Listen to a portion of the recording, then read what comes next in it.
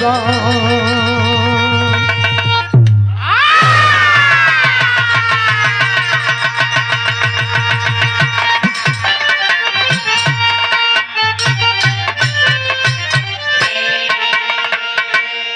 ये देश भैया प्लीज भैया, नाग पंचमी तो मनाया गया पौराणों में,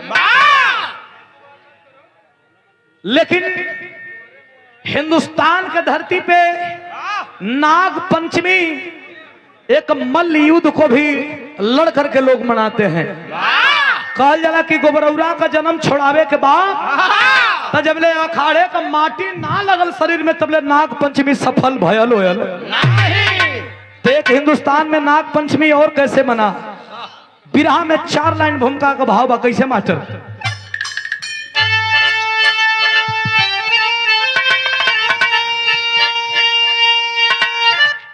तो हिंद का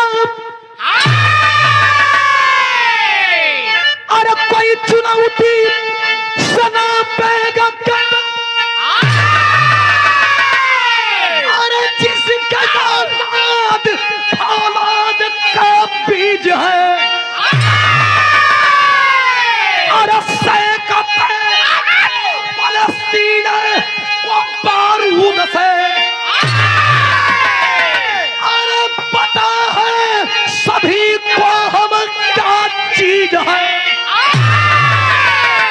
खून से सींचा था अपने दहले वतन को, अरे कोई दूजा नहीं मेरा भारत है सानी,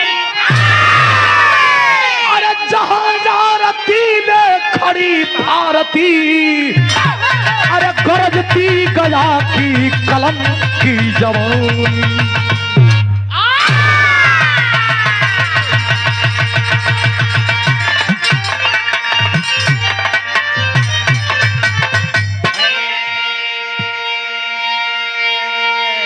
अरे जहां भारती ने खड़ी भारती, गरजती गया की कलम की जवानी। हमरे उस्ताद लोगन बतावेलन कि बिरहा का मतलब, बिरहा का मतलब जवानी और जवानी का मतलब ताव। बिरहा या दंगल,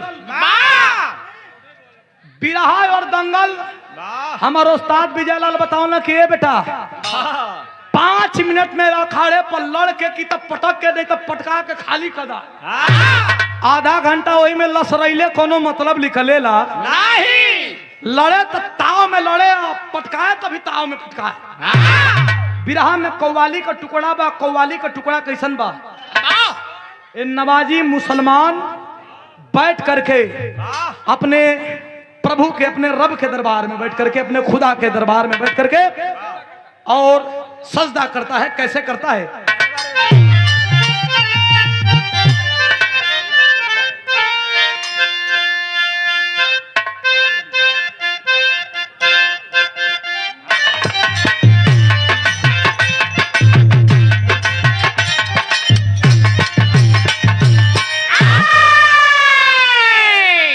मिनट के मान लिया जाए कि मैं हिंदू नहीं, मैं मुसलमान हूं, मैं नवाजी हूं 1 मिनट के लिए, क्योंकि मेरा देश एक रंगा नहीं हो सकता। किसी एक रंग में मेरा देश नहीं चल सकता और किसी एक रंग से मेरे देश के लोगों की भावनाएं आहत नहीं हो सकती। आप करते हो तो वहां भावना आहत नहीं है और हम करते हैं तो भावना आहत हो जाती है। ऐसा नहीं चलेगा, क्यों कि ये देश किसी धर्म से नहीं, ये देश संविधान से चलता है और तुमको भी क्या, तुम्हारे बाप दादाओं को संविधान को मानना पड़ेगा। कहना है कैसे, अरे लेते ही नाम, लेते ही नाम ख्वाजा का तूफान हट गया,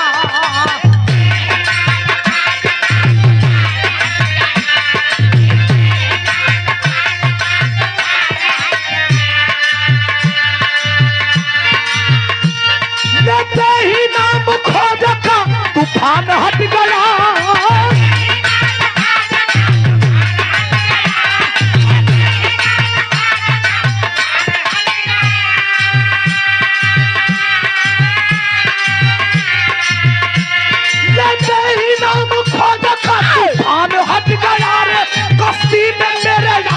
समंदर सिमट गया, ये तो ख्वाजा का कर्म है, मेरे ख्वाजा का कर्म है, ये तो ख्वाजा का कर्म है।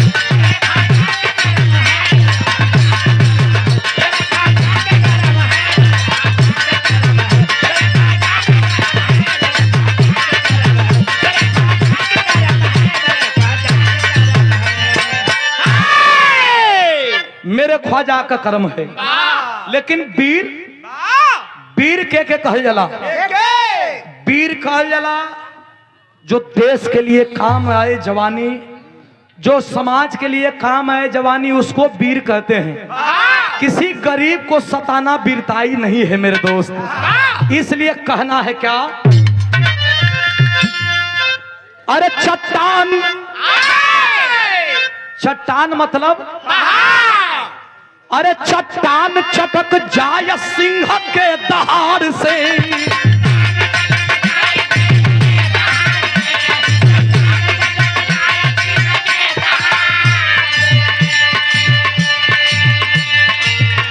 अरे चट्टान चटक जाय सिंह के दहाड़ से,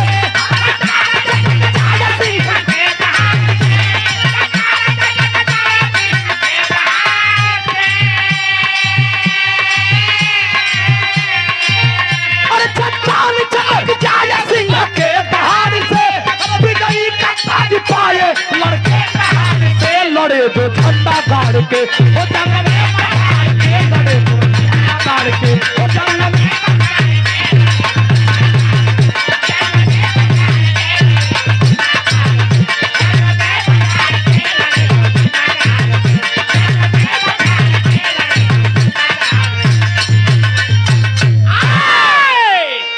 लड़े जो झंडा गाड़ के, जंग में पछाड़ के। ए भैया, नाग पंचमी बड़ी वीरताई का पर्व भाई। इसी हिंदुस्तान के अंतर्गत भैया भैया भैया भैया भैया तनी शांति से भैया प्लीज। देखा आप पहले लोगन के देख के मुंह गाओ थे, वो हम अपन रोजी रोटी बंद कर ले हैं कि कम से कम हम सुना दें। आज सुनाऊ ना पाई या नमो ना मिले तो का मतलब है। तो ऐसे तनी आप लोगन तनी शांति से प्लीज। हिंदी में बतियाई का, हिंदी में बोली का, समझ ले थे आप लोगों की हिंदी में बोली। नाग पंचमी का समय था और हिंदुस्तान की धरती पे एक अंग्रेज आया घूमने के लिए। और जब घूमने के लिए आया तो देखा हिंदुस्तान के लोग भोजन विहीन हैं, संसाधन विहीन हैं, व्यवस्था विहीन है, लेकिन अपने अपने गांव में बड़े बड़े अखाड़ा पे मट्टी खन करके और रियाज मार रहे हैं। अंग्रेज हिंदुस्तान का एक मुनीब था उसके साथ में रहने वाला, उससे पूछा कि ये लोग क्या कर रहे हैं। कहना ये साहब ये लोग अपने में लड़त हमन, लड़ करके और अपन अपन जोर का आजमाइश करत हमन। अंग्रेज बोला तब इन लोगों के साथ हमारा एक पहलवान लड़ेगा।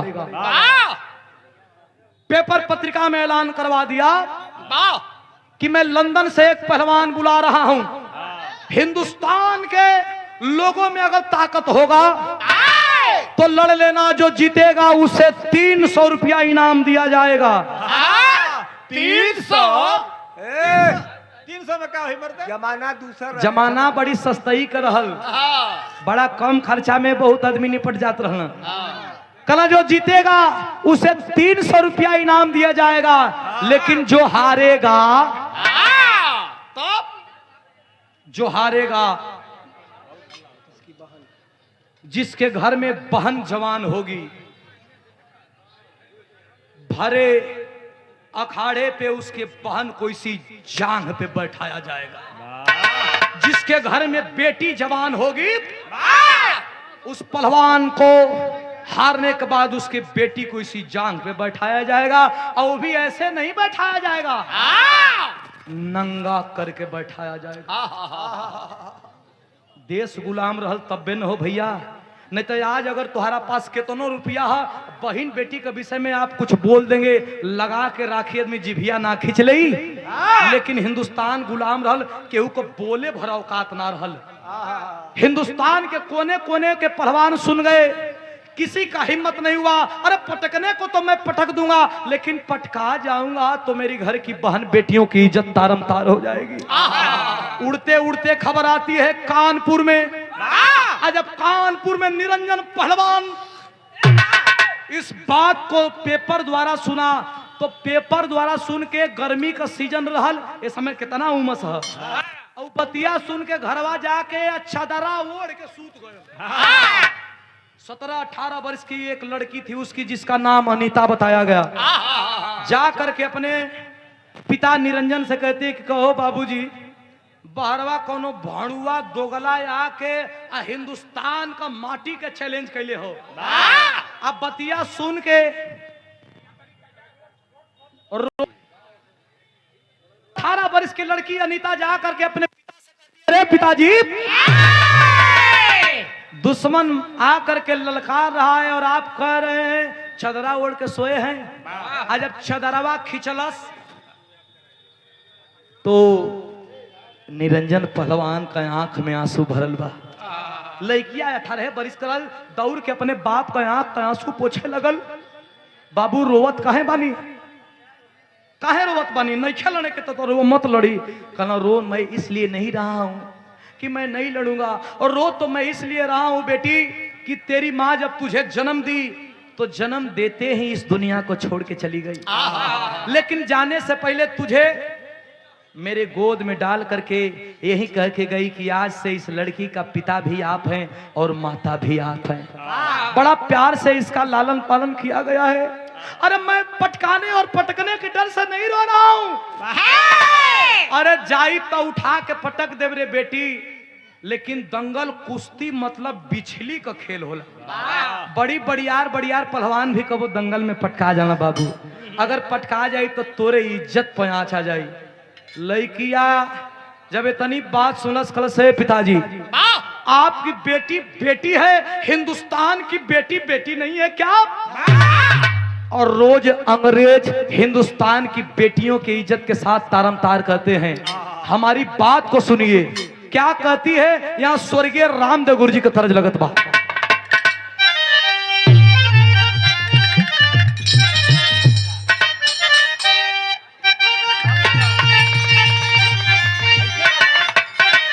गावे के तो सब गईलस, लेकिन हेतना भैया लोग पुरन की सुनी है।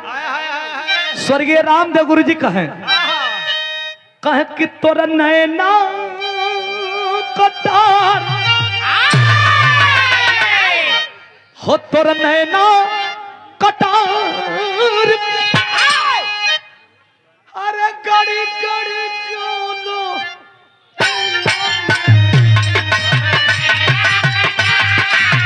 गड़ी गड़ी जाना।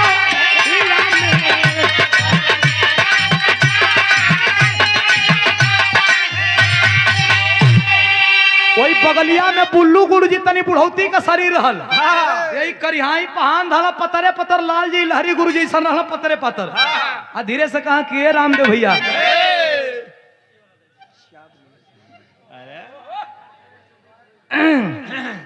बड़ी लहा के कहा कैसे कहा कि ये भैया कहा कि सांवरिया, अरे मोर राम, अरे जागा जागा भोले बाबा, जागा ए भगवती माई, कहे भैया कि बुढ़ावा बेईमान हो, बुढ़ावा बेईमान, और मांगे करैली का चोखा।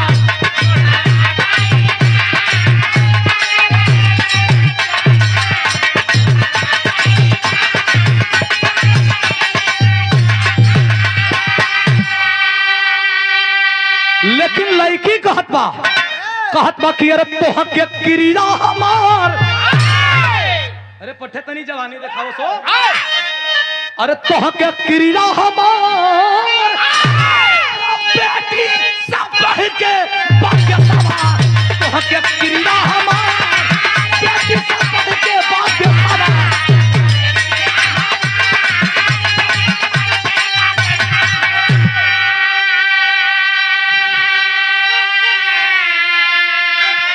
क्रिया हमार बेटी से बढ़ के बदेसवा ए बाबू डेरात हव का हो जब इतनी बात कहलस तब बाबू उठ के बैठ गए कहल नारे नारे का कथई तो कहलस सुना सुना कह कि अरे लंका दहन कैले अरे जैसा हनुमान हो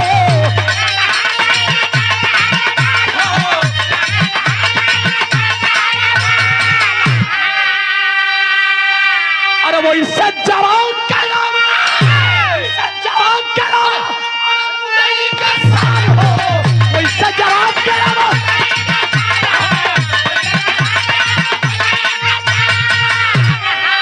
अरे चला शेर चला शेर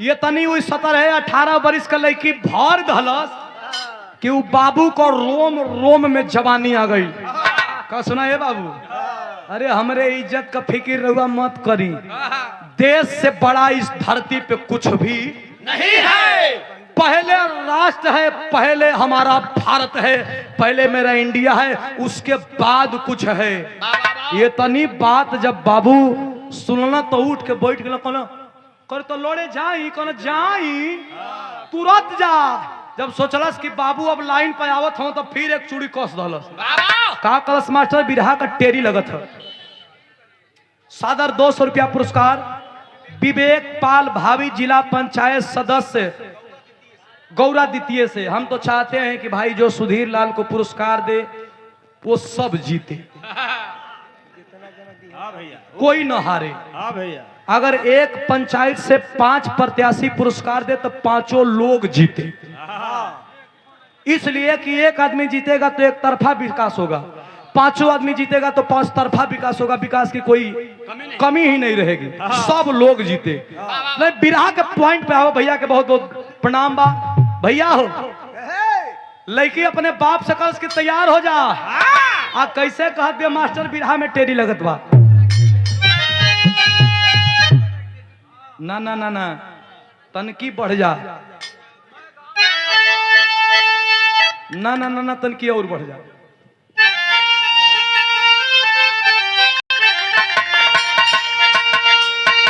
अरे मोरे राम अरे दंगल में चल के जाया इंडिया अरे दंगल में चल के जाया इंडिया अरे भटके 16 को सबनम ने राह दिखाया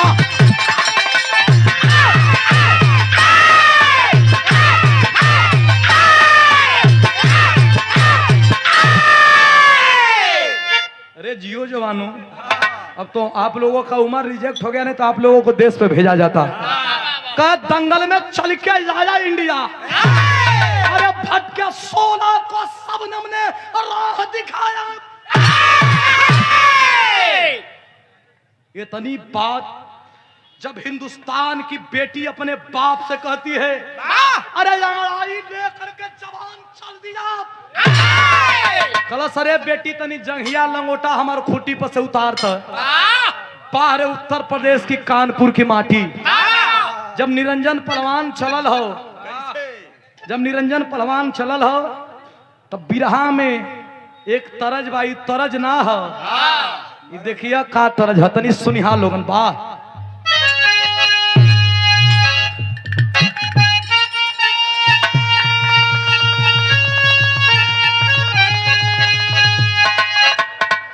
बिरहा केकर होके गाजीपुर में आप लोग सुन ले हुआ नंदलाल रवि जी का नाम उनकर बिरहा हो जा हमारे उस्ताद का बिरहा हो जा तब पता चलेला कि तरज का कितना कीमत है कैसे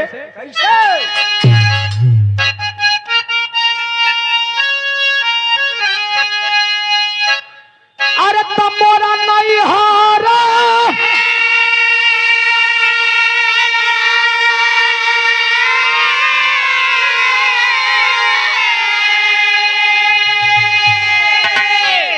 अरे जियो कलाकार अरे तमोरा नहीं हारा में तू गोई यार रे की तोरा संग ना रहावो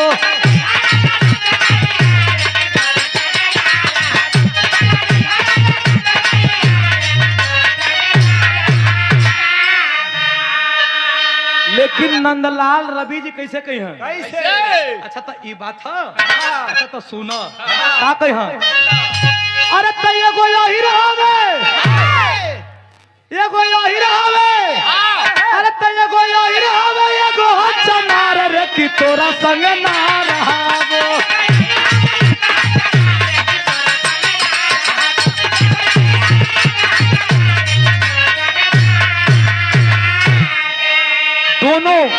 दोनों लोग अपने में आनंद लेके और मस्त हो जाला या मजा भी मिल जाला, लेकिन निरंजन पहलवान चलत हो, देश के लिए लड़ने के लिए चला है।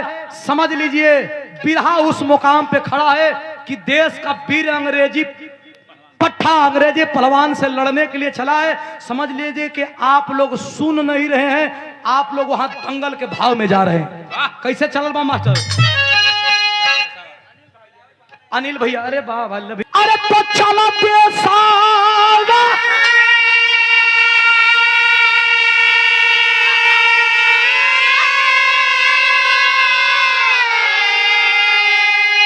अरे चलो बेसावा का सिर सरदार रे की हर तोरा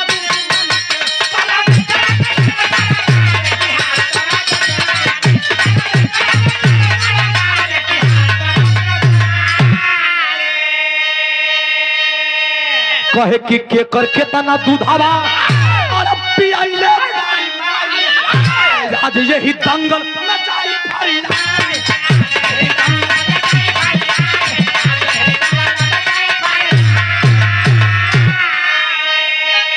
अरे देवजी तजी, अरे देवजी तजी धरा दिया में गाड़ रखी और तो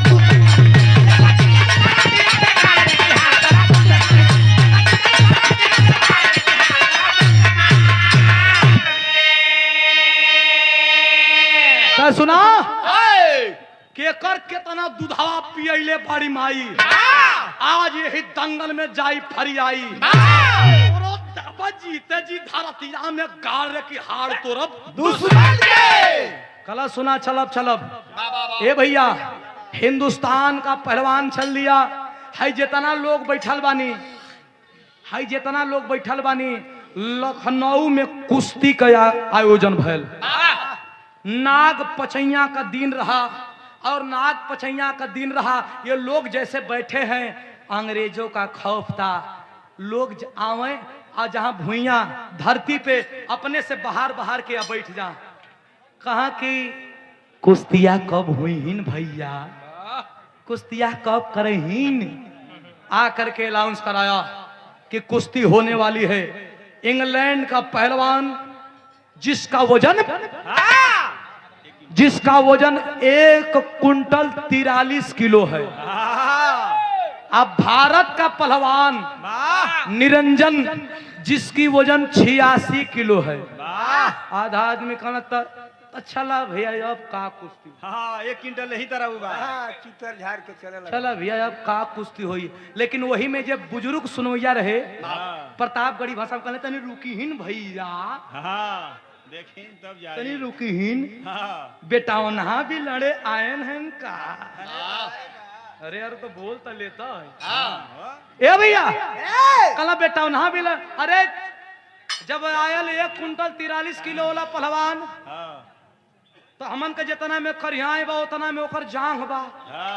हिंदुस्तान को लोग अखाड़ा का मेढ़ा छोड़ छोड़ के भागे लगा दूर की, कहीं सरवा गलती से भी पलट जाई तो फाड़ ले ले। दूर हो गई ना। एक वही पहलवान संगे एक लंदन से आया था क्या करने, अंग्रेजी पहलवान जब चले 2 कदम तो ओकरे लाग जा काच। ये तनी बड़ियार रहल जंघा का लाग जा काच। त एगो ओकरे संगवा रहे पाउडर छिड़के वाला। वो जब 2 कदम चले तो हिंदुस्तान का जो रहा फिर छिड़के तो फिर जब जांग खाली हो जा चले लगे कुश्ती होखे लगल। आज जब कुश्ती होखे लगल, एक तरफ से निरंजन और एक तरफ से विदेशी पहलवान, तब बिरहा में उस्ताद वाली तरज लगत बा मास्टर कैसे।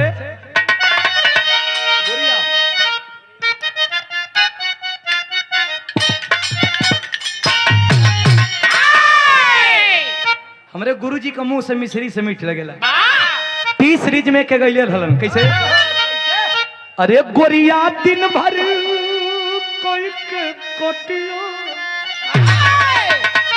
लेके सजिया का सिलवटिया पिसया न मसूलू सैया बेदर्दी कटिया करावे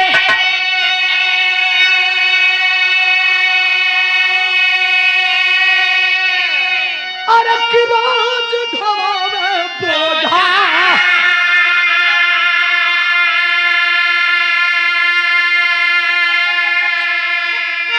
अरे की रतिया कब कहला तनिक रनिया रात गोरी सोझा ओए दुल्हा माने नहीं कहना होला साले साल ला ला ला चालू चल जा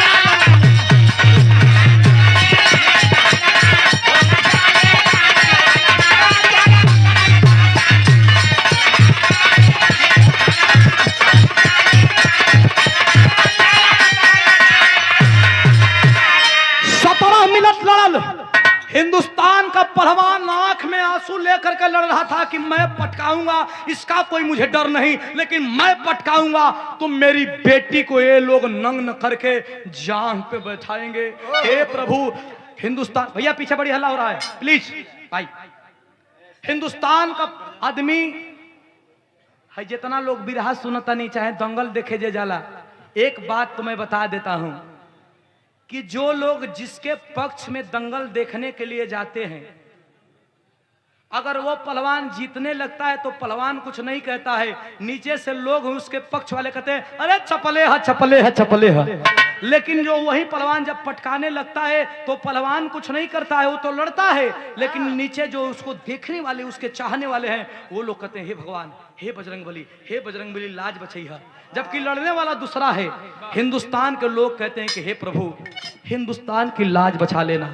17 मिनट के बाद 18वां मिनट हिंदुस्तानी पहलवान भाप गइल कि साला एकर खाली वजन 1-1.5 क्विंटल बा। ई चीनी का बोरा बा, एकरा में कोनो दाव पेच बा वो नहीं। भैया भैया भैया बैठ जा 5 मिनट भैया। अरे अरे क्या बात है सिर्फ 5 मिनट तो नहीं चल रहा। ओकरे बाद एकदम तो चढ़ल जवानी है बिरहा था। कैसे कहे मास्टर? 18वां मिनट करत बका। अरे धोबिया पाठ पलिया चढ़ाई, धोबिया पाठ पलिया चढ़ाई, धोबिया पाठ पलिया चढ़ाई। अरे चकरी जैसा नचाई पाठ पलिया चढ़ाई, चकरी जैसा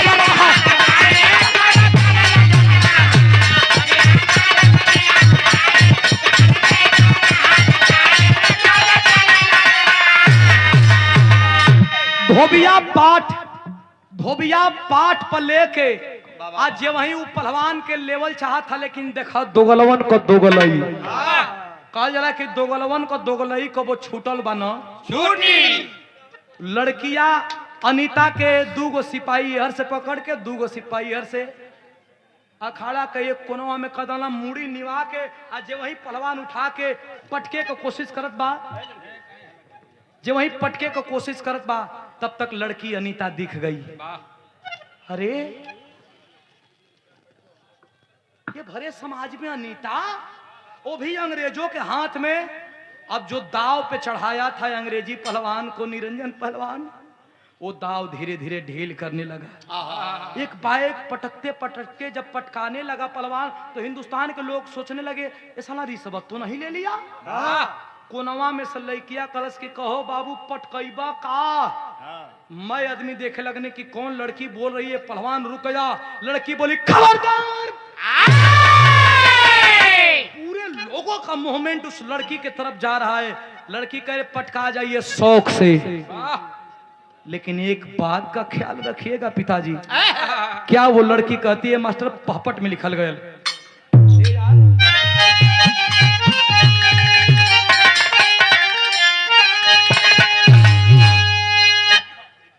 कैसे मास्टर? लड़की कहे अरे कि हमारी चिता, अरे कि हमारी चिता सजा दे अपने हाथे माथे भारत की। अरे दाग लगा के जी अब जे करे माथे माथे भारत के।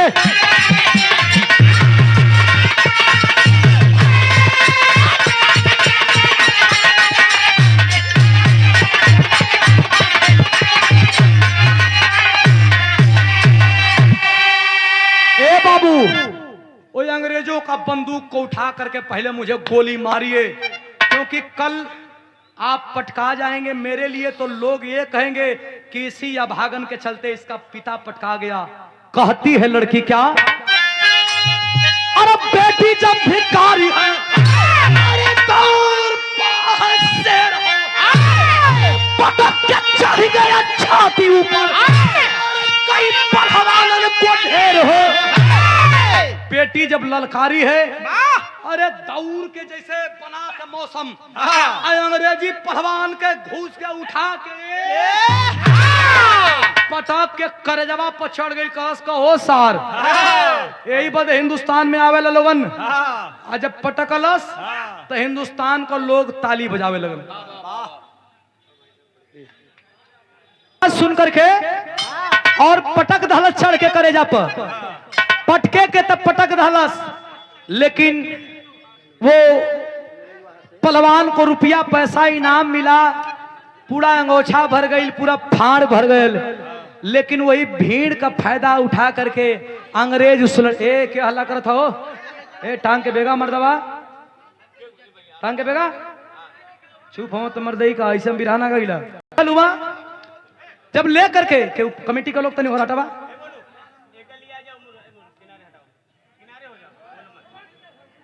बाप रे बाप, जब हिंदुस्तान के बेटी को लेकर के चले गए यार पहलवान अकेला पड़ल बा भीड़ में से निकले में बेटी के लेके चल गए। और जब बेटी के लेके चल गए तब बिरहा में नए लोगों की एंट्री हो रही है। कब? वो पूरा घटनाक्रम पे हिंदुस्तान की एक बेटी निगाह गड़ा के बैठी, घटना पे निगाह बना करके बैठी थी। अंग्रेजों को बीच जंगल में जब रोकती हैं तो कैसे रोकती हैं भैया? बिरहा में आल्हा का भाव बा।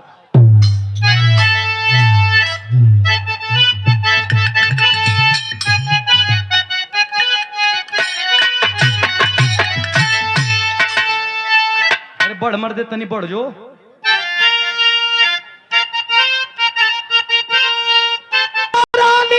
शिवाली जब अरे पावली खबरिया बाबू,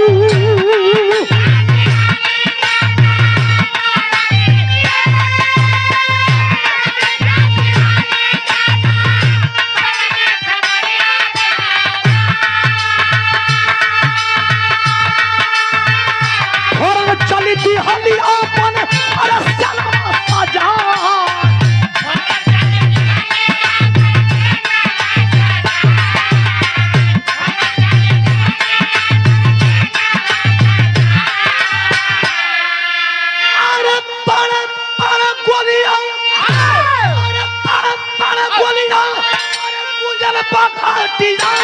बाबू।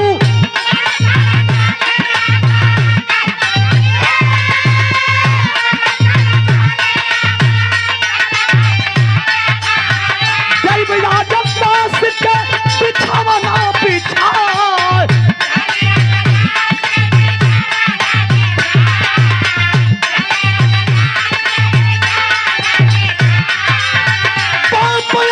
बेटी के अरे लड़का बच्चा वाली भैया,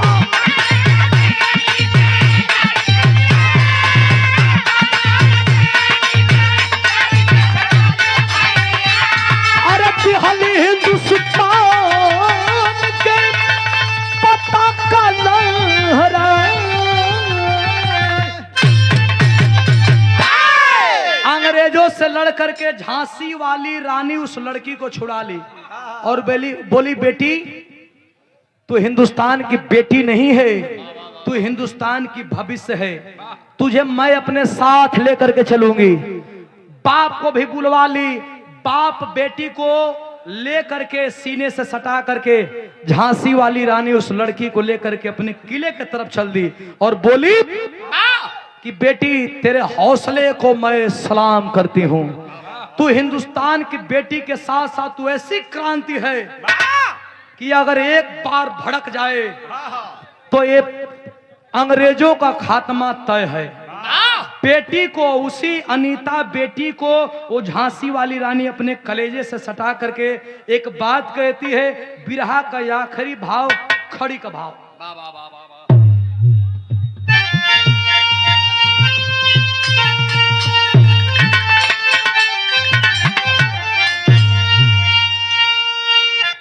अरे कि धन बिरंगना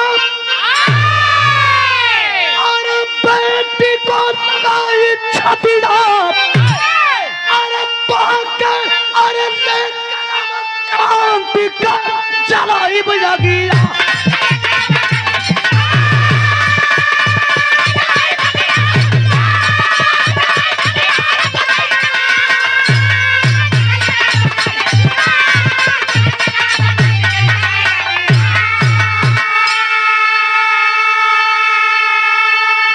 को लेकर के झांसी वाले किले में गई और शस्त्र और शास्त्र दोनों का ज्ञान।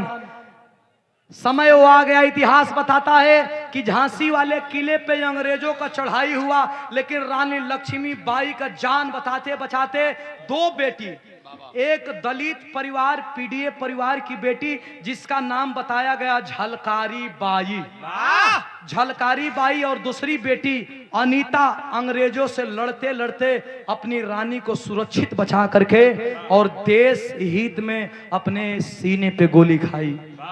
बेटियां बेटों से कम नहीं है, क्योंकि जो बेटी इतना बड़ा बलिदान देती है कि एक बेटी जन्म लेती है दूसरे के घर में, लेकिन मरती है दूसरे के घर में। एक बेटी किसी की बहन बनती है तो वही बेटी किसी की बीबी बनती है, किसी की बहू बनती है, माँ बनती है, किसी की दादी बनती है। बेटियों से बड़ा बलिदान इस दुनिया में कोई दे।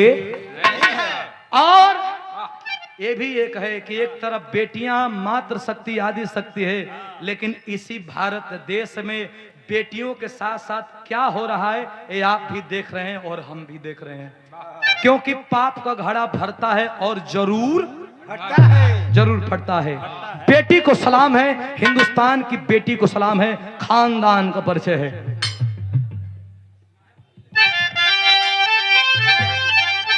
गुरु बिहारी गुलकारी स्वर्ग के चंद्रिका कवि बच्चन जी बने पुजारी।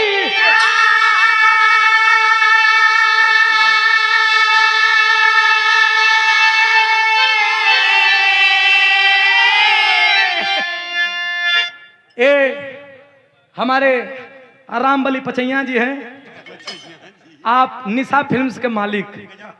क्या कहने का जन्म पचैया के दिन हुआ था, तो आपका जन्मदिन को भी बहुत बहुत दिल से धन्यवाद भाई को, और पुरस्कार भी दिया गया है रामबली पचैया जी को बहुत बहुत। निशा फिल्म्स स्टूडियो चंदौली, बहुत बहुत इतना नाम तो हो गया कि पूरा हिंदुस्तान तुम्हारे में समा जाए। कैसे मास्टर? अरे दंगल में चल के जाएगा इंडिया तो सुधीर, अरे विजय लाल का है झंडा लहराया, दंगल में चल के जाएगा इंडिया।